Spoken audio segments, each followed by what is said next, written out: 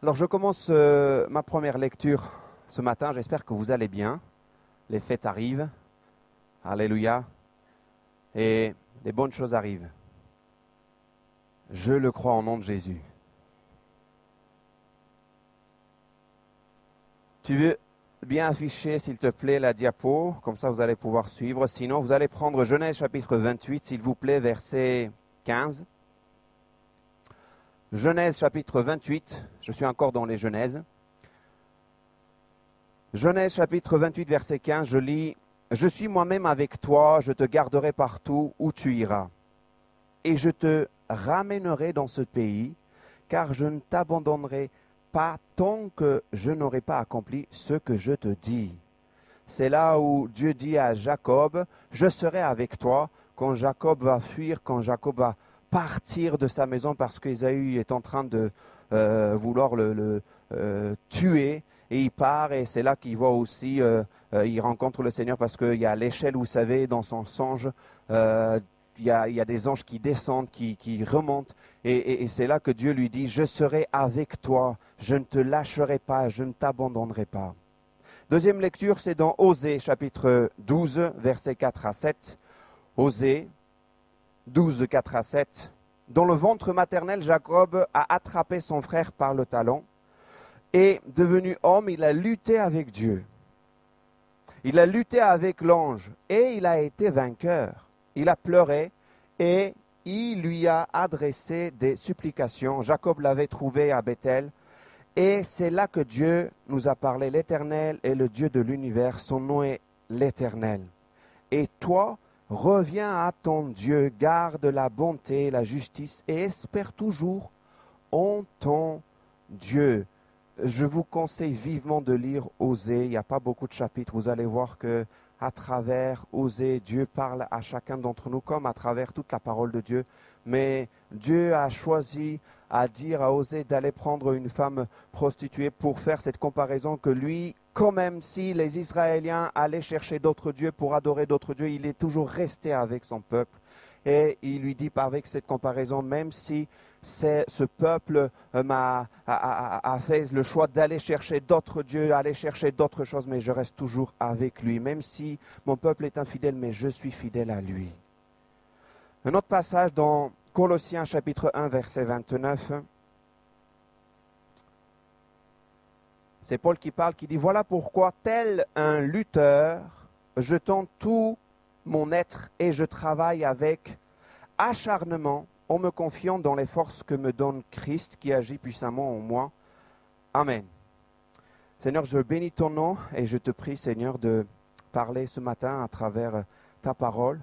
Merci de nous donner ta sagesse qui vient, Seigneur, de toi. Que ton esprit puisse nous parler au nom de Jésus. Alors que je parle, alors que, Seigneur, nous sommes en train d'écouter aussi ta parole. Vraiment dispose nos cœurs. Nous voulons ouvrir nos cœurs pour recevoir de toi au nom de Jésus. Amen.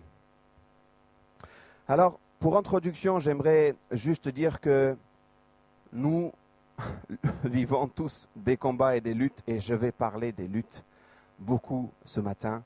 Et il y a toujours eu ces luttes et ces combats. Et il y a toujours eu dans la parole de Dieu ces personnes, ces frères ou ces deux nations qui se sont mis l'un contre l'autre. Et toujours eu cette guerre charnelle et spirituelle. Et on voit que dans la parole de Dieu, Abel et Caïn vont s'entretuer. Enfin, on s'entretue plutôt, c'est Caïn qui va tuer Abel. Parce que les deux se bagarrent, se combattent. Il y a une espèce de lutte. L'un veut faire quelque chose de bon et l'autre est rempli de vengeance. Et on voit qu'il y a toujours dans la parole de Dieu, il y a ces luttes, il y a le combat. Toujours, et nombreux sont combats dans la parole de Dieu. Il y a aussi le combat entre Ismaël et Isaac, vous vous souvenez, quand le fils de la promesse est venu, il y a eu aussi ce combat entre les deux, et à un moment donné, il fallait que Ismaël parte, il fallait que Dieu dise aussi à son serviteur, laisse partir aussi, écoute ta femme, c'est pas grave, laisse partir Ismaël avec sa femme, avec sa mère Agar, pour qu'il parte, parce que sinon ils n'allaient pas vivre. Jusqu'aujourd'hui, vous savez comme moi, cette guerre continue jusqu'aujourd'hui entre entre les deux nations, Ismaël et Isaac. Alors, il y a aussi ce lutte, il y en a d'autres exemples, mais il y a ce lutte entre Ésaü et Jacob. Et même vous vous souvenez, quand Dieu va parler à la maman, il va lui dire que, alors qu'elle est enceinte, il va lui dire, il y a 2 nations qui se battent dans ton ventre. Il y a 2 nations qui vont sortir de ta ventre. Et l'un va être plus grand que l'autre.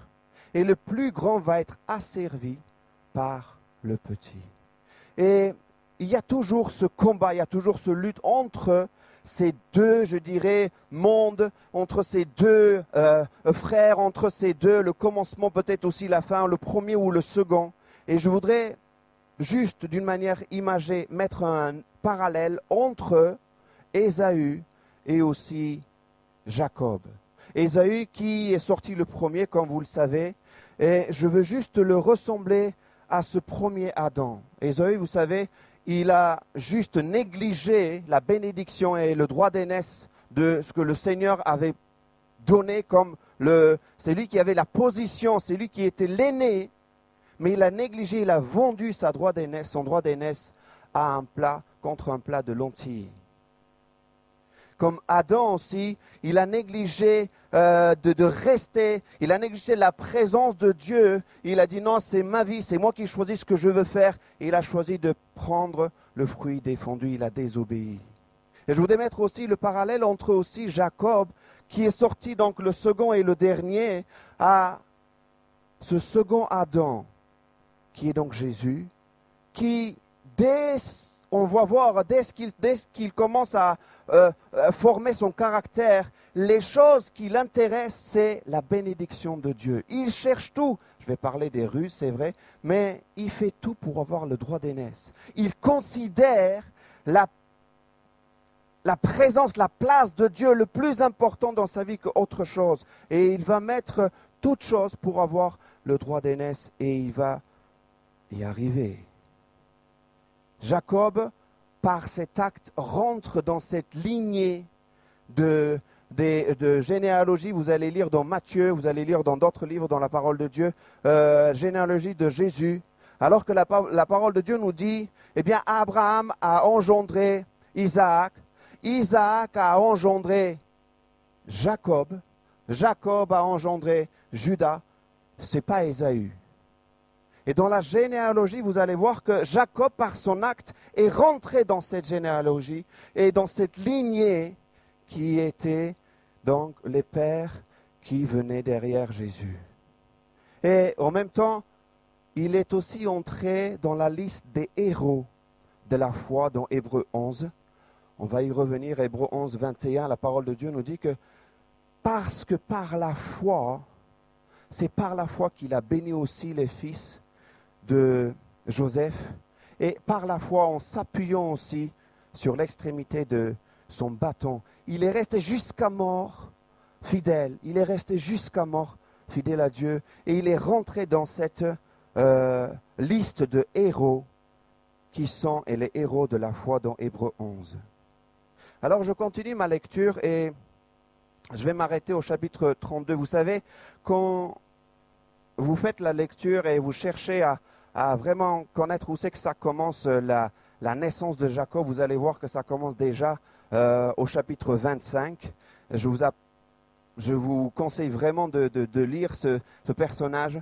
Et vous allez voir que dès le chapitre 25, ça commence la vie de Jacob. Et ça se termine, vous savez où? Au chapitre 50. Je vous laisse juste faire le calcul. Genèse, c'est 50 chapitres. Ah?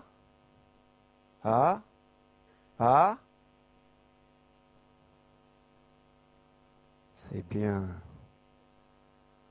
Il y a plus que la moitié, il est bien présent dans Genèse, et vous allez voir ailleurs, Jacob est bien présent dans ces chapitres.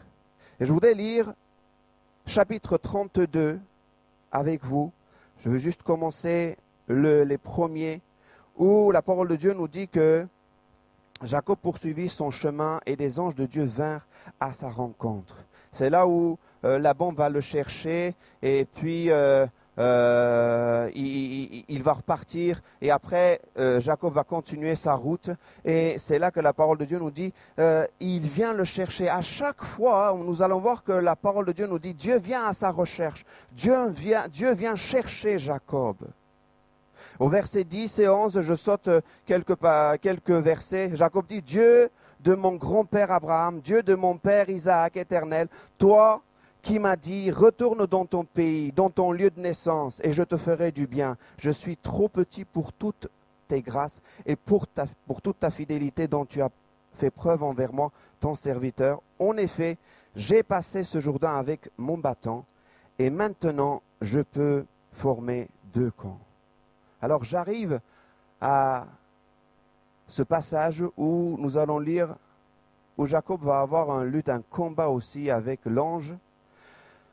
Et nous lisons ensemble, je l'ai mis dans cette diapo, il se leva la même nuit, prit ses 2 femmes, ses 2 servantes et ses 11 enfants et passa le gué de Jabbok. C'est pas Jacob, c'est Jabbok. Il les prit, leur fit passer le torrent et leur fit passer tout ce que lui appartenait. Jacob resta seul, alors qu'un homme lutta avec lui jusqu'au lever de l'aurore.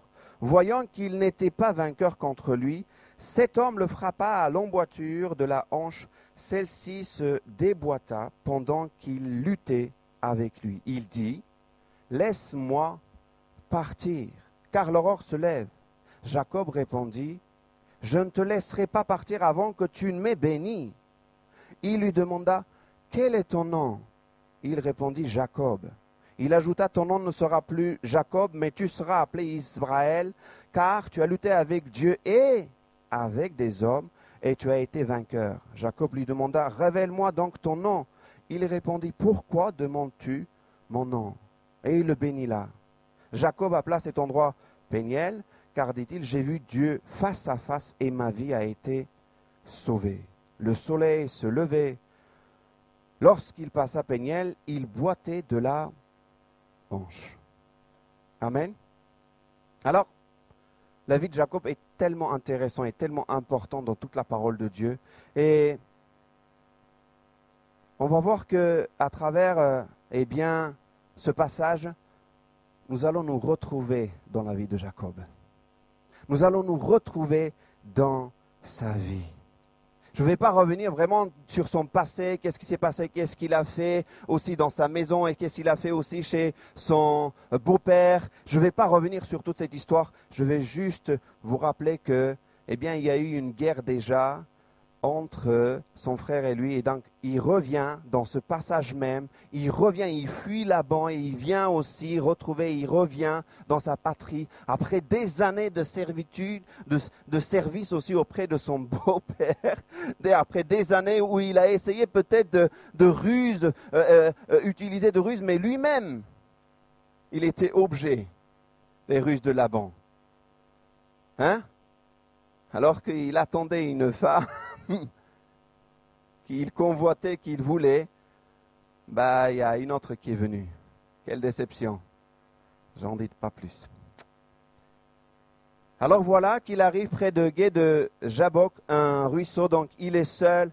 Et vous savez comme moi que quand il y a des choses importantes, vraiment des décisions à prendre, des décisions importantes à prendre, il est bon quand même de se retrouver seul, prendre le temps.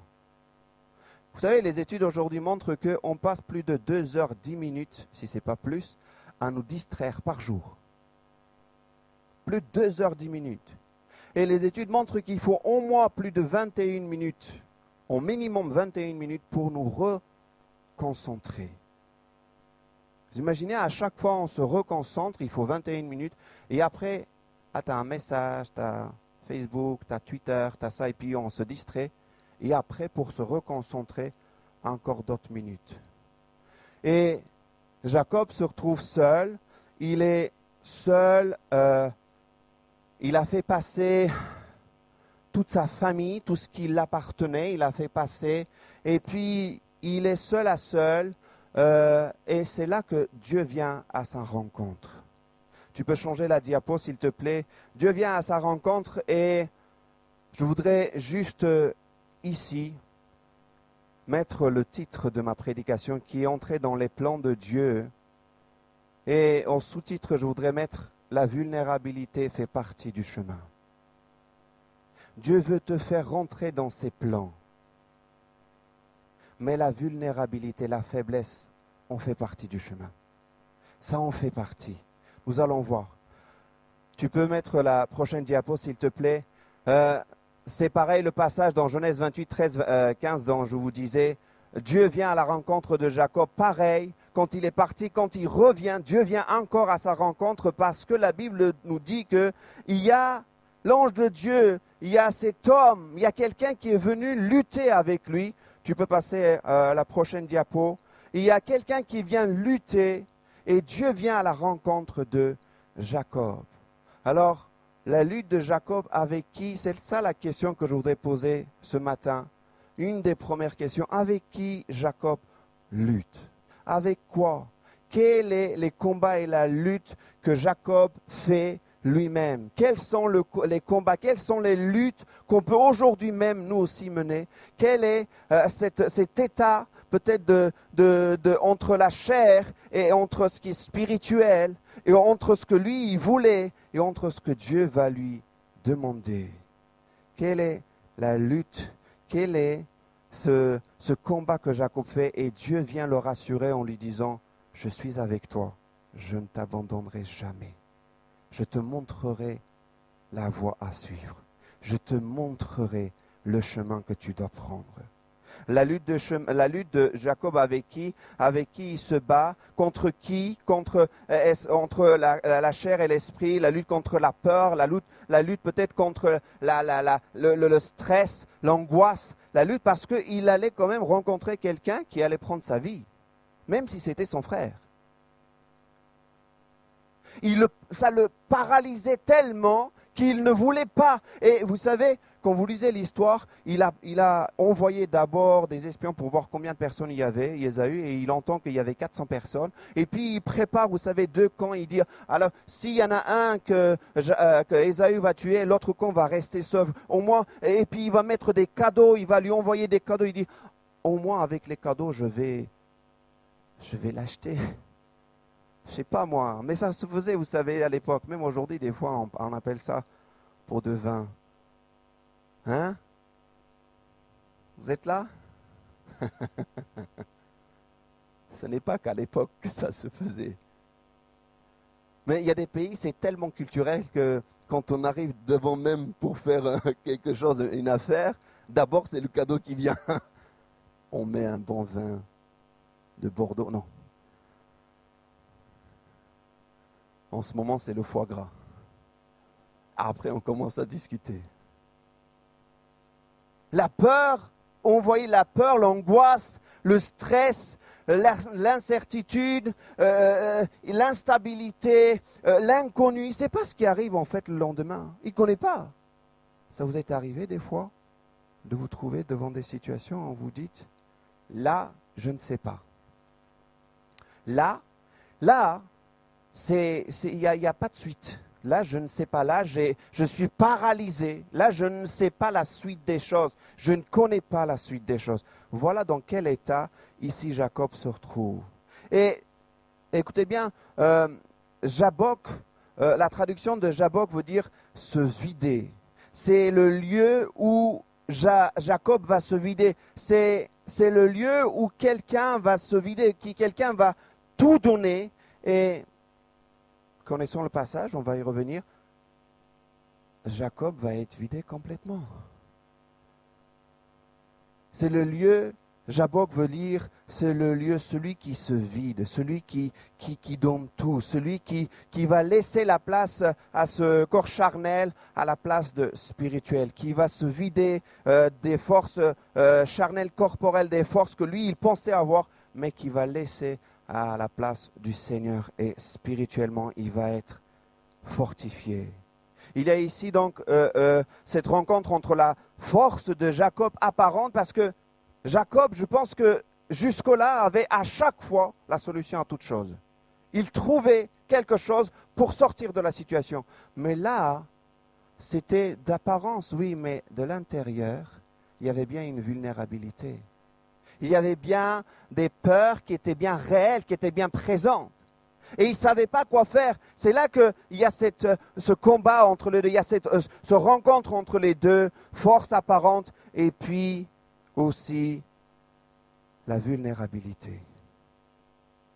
Il y a aussi dans ce passage le brisement de Jacob, ce que j'appelle le brisement, parce que il y a un brisement qui se matérialise à travers cette frappe de l'ange à sa hanche.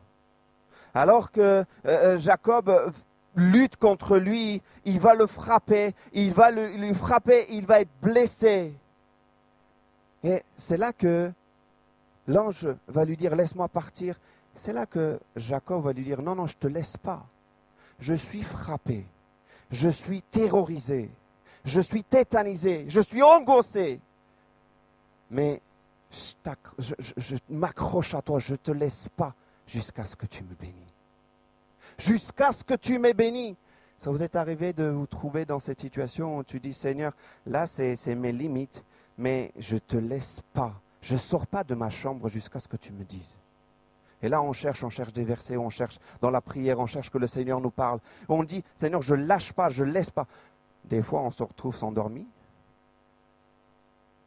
Des fois on se retrouve par terre avec des pleurs, avec des larmes. Et quelqu'un vient nous réveiller, et on reprend derrière. Des fois, on dit, non, peut-être c'est pas cette fois-ci, mais tu vas reparler. Et on se retrouve dans cette situation, Seigneur, je ne te laisse pas jusqu'à ce que tu me parles. Parle-moi, j'ai besoin que tu me dises. Bénis-moi, dis-moi quelque chose d'autre, change la situation. Jusque-là, j'avais des situations, jusque-là, je savais comment faire. Mais là, mes habitudes, je veux les mettre de côté. Viens et dis-moi comment je dois faire. Viens et bénis-moi. Viens et change mes habitudes.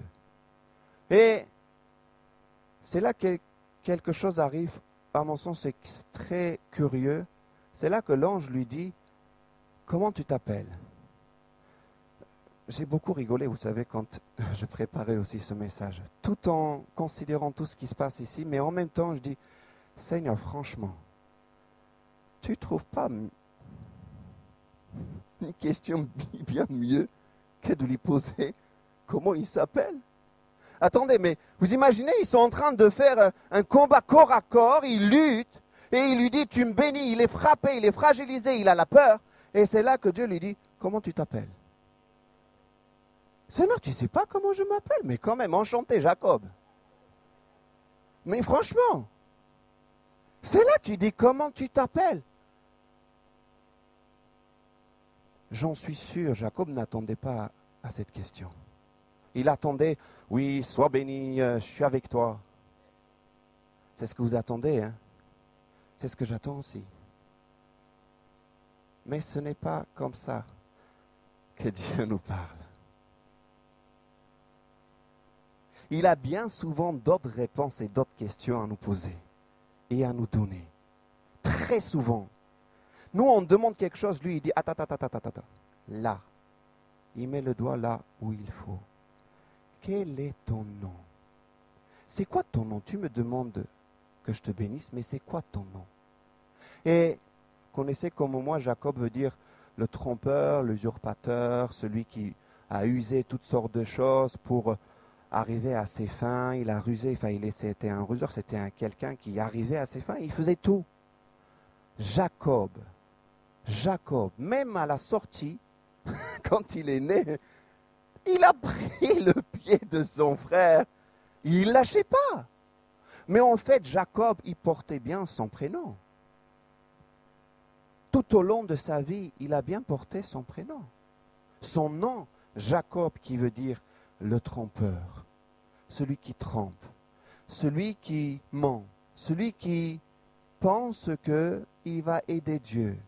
Et je voudrais vous dire ici, maintenant, que malheureusement dans l'Église, il y a beaucoup de Jacob. J'en fais partie. Vous en faites partie. On essaye d'aider Dieu. On essaye avec nos moyens, avec nos propres forces, l'aider, lui donner un coup de main.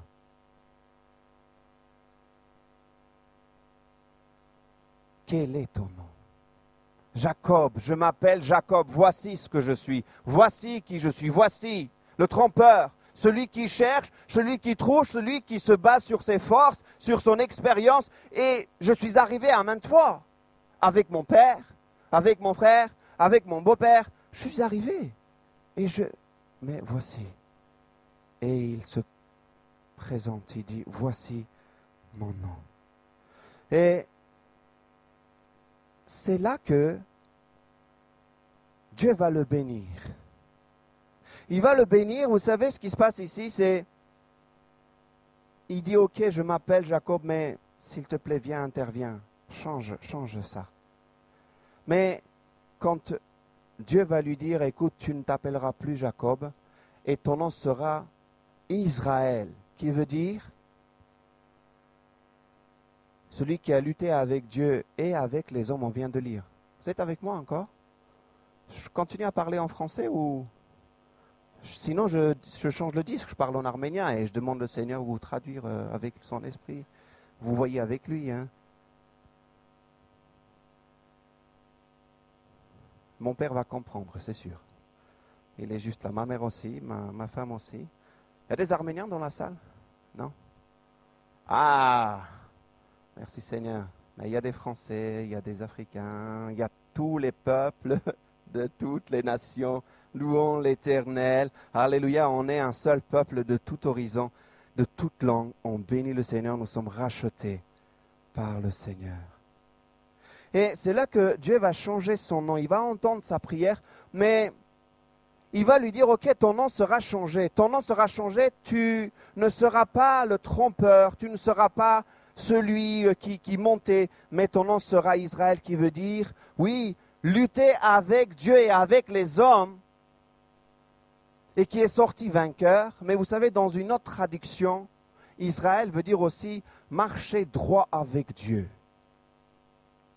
Alors, c'est là qu'il arrive quand même quelque chose d'aussi curieux, c'est que maintenant que, parce qu'après dans le passage on lit que Dieu l'a béni, l'ange lui a béni, et Jacob continue quand même à lui demander autre chose. C'est quoi ton nom? Vous n'êtes pas comme moi, Dieu vous bénit, Dieu vous donne une bénédiction, vous continuez derrière. Mais Seigneur, je veux plus en fait. C'est quoi ton nom? Je veux savoir ça aussi. Je veux que tu me dises ça aussi. Mais c'est là que l'ange va le bénir, il va lui appeler, non, ton nom sera changé et il va partir, il va le laisser partir. Alors, deux choses ici. Une fois qu'il lui a changé le nom, question, qui est sorti vraiment réellement vainqueur? Oui, Israël veut dire lutter avec Dieu et les hommes est sorti vainqueur. Qui c'est qui est sorti réellement vainqueur? Dites-moi. Parce que quand les versets terminent, on voit que c'est Jacob qui boitait.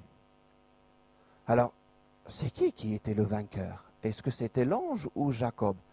Il n'y a rien qui dit que l'ange boitait ou cet homme qui boitait, qui luttait avec Jacob, qui est sorti avec peut-être des blessures.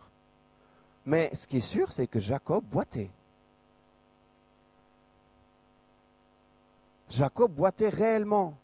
Et quand on voit dans Hébreux 11, 21, on voit que jusqu'au bout, il est resté appuyé sur l'extrémité de son bâton. Et jusqu'aujourd'hui, quand vous allez lire le verset 33 du chapitre 32, vous allez voir que jusqu'aujourd'hui, les Israélites ne mangent pas cet endroit-là parce que Dieu avait frappé à la hanche. Il y a quelque chose qui est resté jusqu'aujourd'hui chez les Israélites. Alors, ça c'était mon premier point ici, précis. Et mon deuxième point, c'est que sortir avec un tel nom, vraiment réellement, marcher droit avec Dieu. Mais dites-moi, quand tu boites, comment tu peux marcher droitement? C'est difficile. Hein? Eh oui, s'appuyer. Alors qu'avant, Jacob marchait tout droit, alors qu'avant, Jacob avait toutes ses forces, alors qu'avant, Jacob avait une marche bien droite, alors qu'avant, il n'était pas courbé. Eh bien, il faisait tout et n'importe quoi, excusez-moi pour le terme. Mais maintenant qu'il est courbé, maintenant que la vie l'a courbé réellement, eh bien, il marche droit avec Dieu. J'ai pris ici, pour imager cela, un bâton qui est un peu tordu. Ce matin, quand je l'ai amené, Thierry me disait, tu vas frapper qui? C'est pas le bâton du Père Noël, non.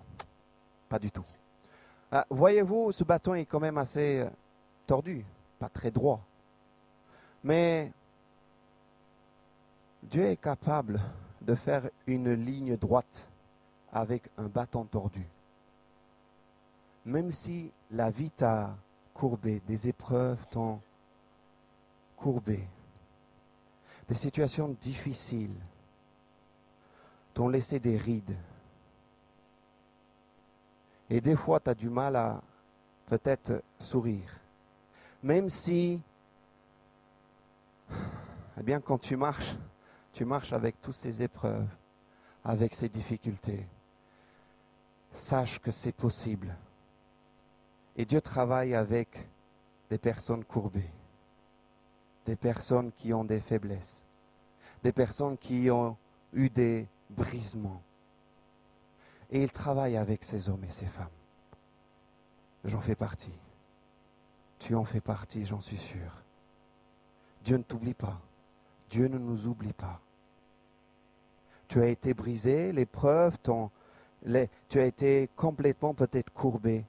Mais voyez-vous, alors que Jacob marchait, il avait son expérience, il trouvait des situations pour sortir de la situation. Non, lui, il a été courbé. Le Seigneur lui a rappelé quel est ton nom.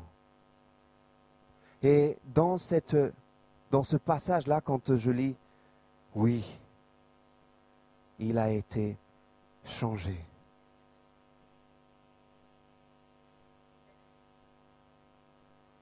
Veux-tu laisser aussi que le Seigneur puisse changer ton nom, changer ton caractère? Veux-tu qu'il change ton nom qui est peut-être Jacob, mais qu'il te nomme Israël? Veux-tu lui donner tout? Voudrais-tu lâcher prise? Voudrais-tu aussi montrer ta vulnérabilité, ta faiblesse? Être vrai? On a chanté tout à l'heure, le chant terminé. Je ne peux rien cacher, Seigneur. Les rideaux se tombent. Je ne veux rien cacher devant toi. Je veux être comme toi. Tu me demandes, Seigneur, et je veux te montrer qui je suis. Avec mes faiblesses, je m'approche de toi parce que toi, tu veux que je m'appuie sur toi. Faites l'expérience, vous ouvrez votre Bible et vous comptez les chapitres. Et vous allez aller au cœur jusqu'à la moitié des chapitres. Vous allez arriver entre le psaume 117, qui est le plus court des chapitres, et le psaume 119, qui est le plus long des chapitres. Vous allez arriver au chapitre 118. Et au cœur de sa parole, la parole de Dieu nous dit, au cœur de son message, la Bible nous dit, au verset 8 et 9, « Mieux vaut chercher un refuge en l'Éternel que de mettre votre confiance dans l'homme.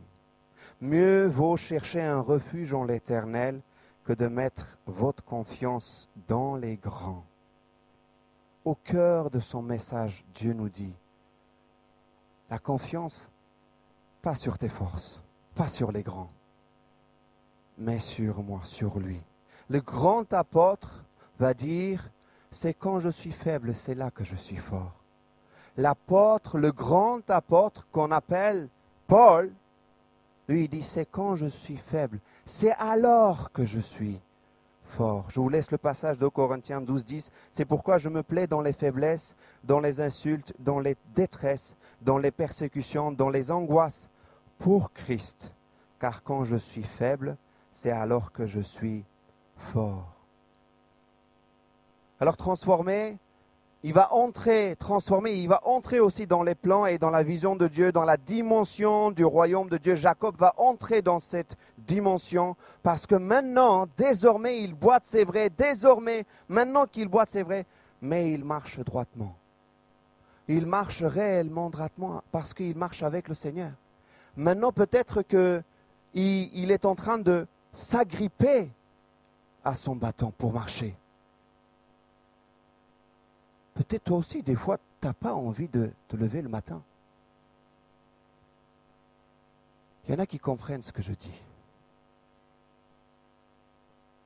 Mais quand tu t'appuies sur le Seigneur, quand tu t'appuies sur lui, et puisque mon message est christocentrique, nous les chrétiens, on s'appuie sur qui?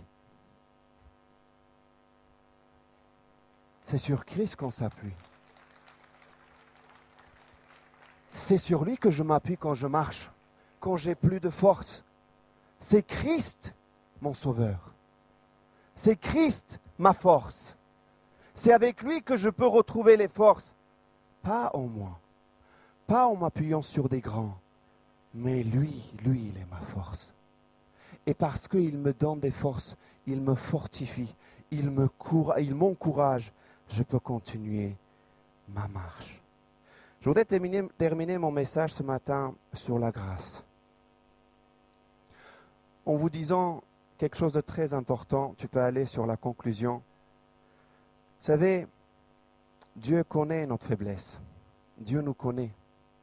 Dieu te connaît, Dieu me connaît réellement. Il me connaît, il te connaît. Il connaît que nous sommes et nous restons humains. Alors qu'il avait changé le nom de Jacob en Israël, à combien de reprises avec moi vous lisez Dieu dire, je suis le Dieu d'Abraham, le Dieu d'Isaac et le Dieu de Jacob. Pourquoi? Pourquoi, Seigneur, tu lui avais changé son nom? Pourquoi tu lui avais déjà donné un nom, Israël? Pourquoi tu l'appelles encore? Pourquoi tu dis encore le Dieu de Jacob? Eh bien parce que je reste le Dieu de l'être humain avec des faiblesses, qui a besoin de la grâce de Dieu. J'ai besoin de ta grâce. Même dans ma faiblesse, je sais que tu es là. Dieu reste le Dieu de Jacob. Oui, il est le Dieu d'Israël, il est le Dieu de son peuple, mais il reste toujours le Dieu de Jacob.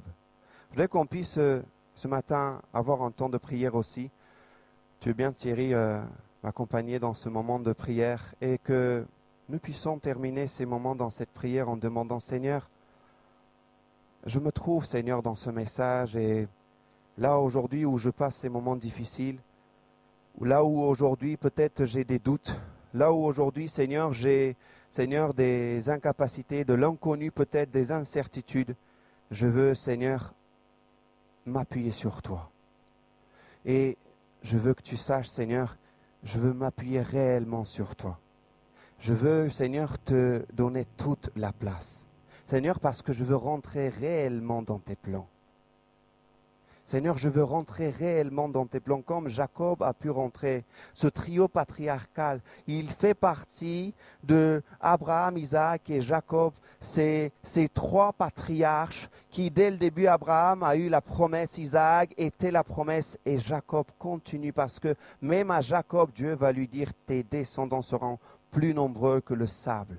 Tu ne vas pas pouvoir compter. Moi aussi, je veux rentrer dans tes plans. Je veux faire partie de cette dimension du royaume de Dieu. Je veux que tu me bénisses, c'est vrai, mais je veux être aussi une bénédiction pour les autres. Je voudrais qu'on puisse avoir un moment de prière et tout simplement, si toi tu te trouves dans ce message, alors je ne veux pas que je vais dans les plusieurs chemins, je veux te demander juste de te lever et venir ici tout simplement en demandant, Seigneur, voici mon état et je veux que tu la changes. Maintenant, tu te lèves à ta place, tu viens devant et je voudrais prier avec toi et pour toi. On va avoir ce temps de prière et on va prendre ce chant qui dit, oui, je veux tout te donner. Mon cœur encore, je veux te donner. Alors, je veux me lever à ma place et en venant devant toi, Seigneur, je veux, Seigneur, que tu reprennes les rênes de ma vie. Lève-toi à ta place. n'aie pas peur. Ne regarde pas droite, gauche, ne regarde pas à qui que ce soit, mais c'est entre toi et Dieu. Tu t'es levé, viens devant s'il te plaît. Viens, fais ce pas de foi, fais ce pas et tu viens devant et tu dis Seigneur, voici je viens devant toi. C'est par la foi je m'approche et je veux Seigneur m'appuyer sur toi, sur ta grâce. Cette grâce qui va m'aider Seigneur. J'en peux plus. Je suis, c'est vrai, j'ai des faiblesses. Et Seigneur, ma vulnérabilité, je ne veux pas le cacher parce que je sais que tu vas l'utiliser, Seigneur, pour ta gloire, pour pouvoir te glorifier. Et je veux te donner, je veux te laisser toute la place. Viens et interviens dans ma vie. Jusque-là, j'ai essayé. Mais là, Seigneur, je veux que tu puisses intervenir une fois pour toutes, Seigneur. Oui, je t'ai donné ma vie. Oui, je t'ai donné mon cœur. Mais Seigneur, j'ai encore des choses, j'ai encore des endroits. Et Seigneur, je veux que tu reprennes toutes les rênes. Reprends, Seigneur. Reprends les rênes. C'est toi le roi. C'est toi le roi de ma vie. Mes pensées, mes projets, mes choix. Seigneur, tout ce que j'ai vient de toi. Et Seigneur, je veux que ça soit toi qui conduise ma vie. Ma vie, ça soit conduit par toi. Parce que je veux réellement entrer dans tes plans. Et je veux reconnaître, oui, j'ai des faiblesses, oui, j'ai des doutes, oui, j'ai des peurs, oui, je reconnais que j'ai des peurs, oui, je reconnais que j'ai des angoisses. Mais Seigneur, tu vas le transformer, tu vas le changer. Et même si je suis courbé, je suis, Seigneur, par des épreuves, dans cet état, je sais, Seigneur, que je veux marcher droit avec toi. Parce que tu veux te glorifier dans ma vulnérabilité. Alors, je me lève, je m'avance. Quel que soit mon état, quelle que soit ma position, quel que soit mon nom, quel que soit, Seigneur, je veux que tu changes, je veux que tu interviennes. Je veux rien cacher. Oui, tu le sais, mais moi-même, tu connais mon prénom, tu connais, mais tu le demandes quand même. Quel est ton nom? Jacob. Seigneur, je te demande de me bénir. Seigneur, je te demande d'intervenir. Mais Seigneur, je veux que tu me dises ce qui ne va pas dans ma vie et que tu puisses me parler. Alors ce matin, voici ma prière. Voici ma prière. Et l'Église qui va aussi prier avec moi, en fermant les yeux et en priant vraiment avec nos frères et sœurs qui sont là, avec nos amis, avec nos bien-aimés qui sont là. On va prier pour nos frères et sœurs. Alléluia. Alléluia. Je voudrais qu'on puisse aussi, les amis, venir prier aussi. Si Bernard, Annette, vous pouvez venir prier pour nos amis, les conseillers. Marie-Jo, tu veux bien prier, s'il te plaît? Je ne sais pas si David est là. Je voudrais qu'on puisse entourer nos frères et sœurs et prier. Prier avec nos frères et sœurs, tout simplement. Jean-Claude, tu veux bien aussi venir prier? Oui, Christelle. Sylvie, tu veux bien prier? S'il te plaît, viens prier. Toi qui as besoin de prière, ne regarde pas droite à gauche, viens, avance. Viens.